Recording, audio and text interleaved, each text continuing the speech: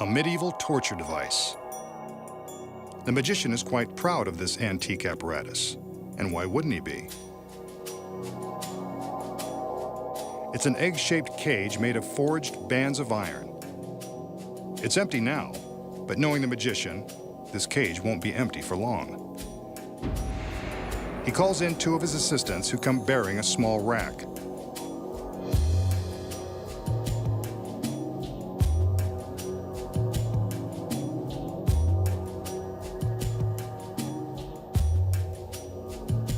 They lift the cage from its heavy-duty mount and place it down on the rack. Here they can remove the hardened steel pins that secure the two halves of the cage.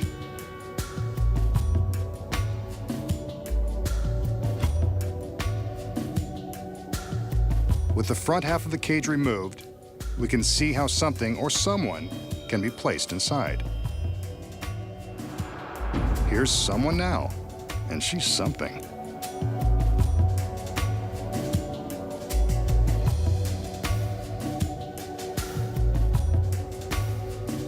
The girl assumes the position inside the back half of the cage, and it looks like there is barely enough room for her to make the tight squeeze. Now, two male assistants enter. As she steadies herself, they replace the front of the cage, trapping her inside. I'm getting uneasy just looking at the situation. The steel pins are replaced, and she struggles to find a comfortable arrangement. There isn't one.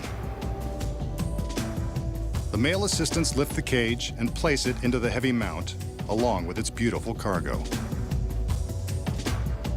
What happens next is anyone's guess.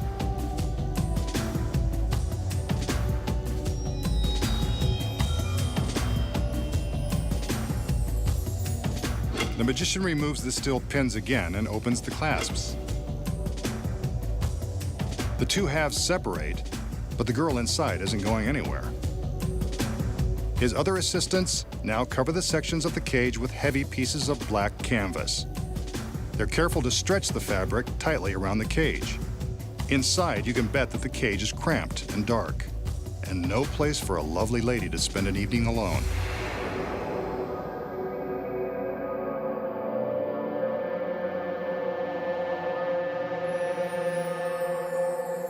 The magician motions for another assistant. This one comes bearing a razor-sharp crosscut saw. Just when you thought this device couldn't get any more torturous.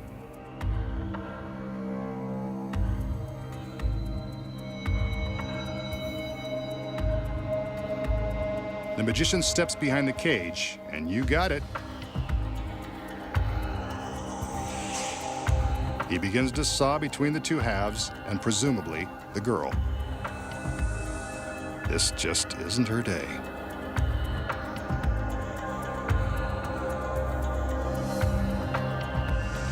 It seems like he's having a hard time of it.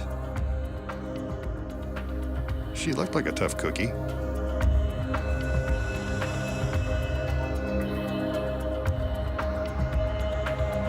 Remember, she's strapped inside with nowhere to go.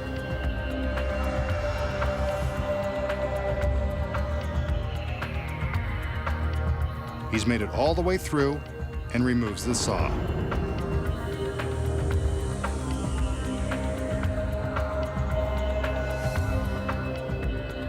The assistants regroup. One takes the saw as the others remove the canvas. And there's the beautiful girl in the iron cage. Uncomfortable, but unharmed.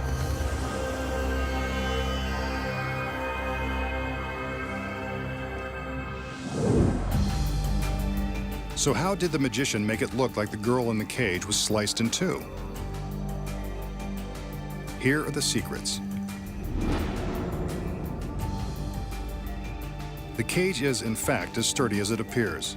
It's got to be in order to safely hold the girl inside.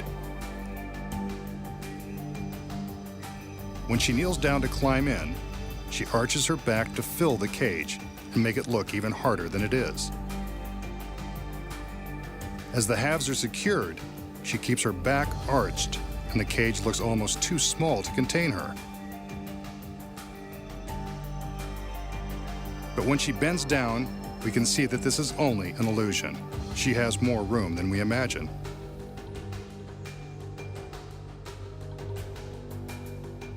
Once the cage is in its mount, the girl has plenty of room to roll over onto her back. In this position, she's able to slide some of the metal straps away, allowing her to drop down out of the bottom. As he saws, the magician uses his skills as a mime to make it look like he's struggling to cut through flesh and bone. In reality, the girl has rotated onto her back, slipped out of the secret metal bands, and lowered herself safely below the path of the saw. Who says show business isn't glamorous? Here's a look at her movements without the canvas.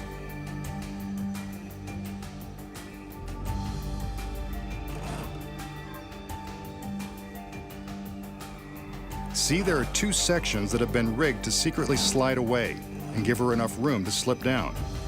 In this provocative position, she's in no danger of being touched by the saw blade as it appears to cut through the gap in the cage.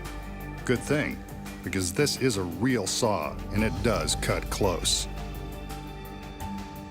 However, the teeth have been filed down to nothing with a power grinder, just to be on the safe side. By the time the assistants remove the fabric, the girl inside has replaced the sliding metal bands, flipped back onto her knees, and waits to once again fill the cage with her loveliness. And those are the secrets.